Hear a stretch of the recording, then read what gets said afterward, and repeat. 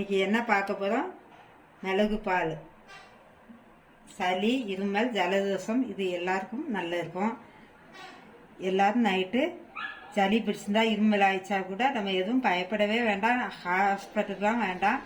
நம்ம இதை நைட்டு சாப்பிட்டுட்டு ஒரு டைமாக குடிச்சிட்டு படுத்தாலே மறுநாள் நல்லாயிருக்கும். செய்ய தேவையான பொருட்கள்: 2 டம்ளர் பால், 2 ஸ்பூன் சர்க்கரை, 20 மிளகு, 1/2 ஸ்பூனு மஞ்சள்தூள்.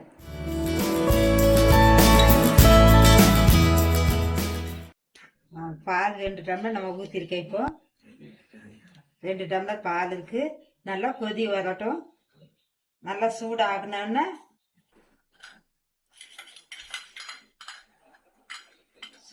நம்ம மிளகுல தட்டி வச்சுக்கோம்.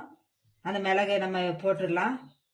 மிளகை போட்டு ஒரு 1/2 டீஸ்பூன் மஞ்சத்தூள், 2 ஸ்பூன் சர்க்கரை போட்டு நல்லா கொதிக்கட்டும். கொதி வரட்டும்.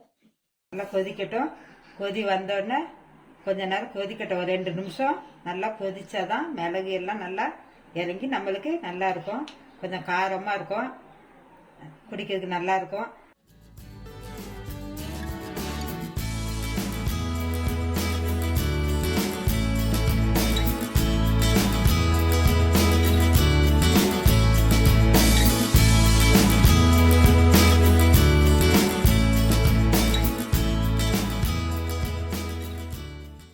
டூ மினிட்ஸ் ஆயிடுச்சு, நம்ம எடுத்துடலாம்.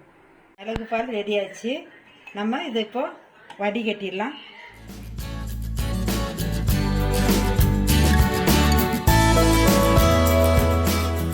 மிளகு பால் ரெடி ஆயிடுச்சு. வீட்டில் ட்ரை பண்ணுங்கள். தேங்க்யூ.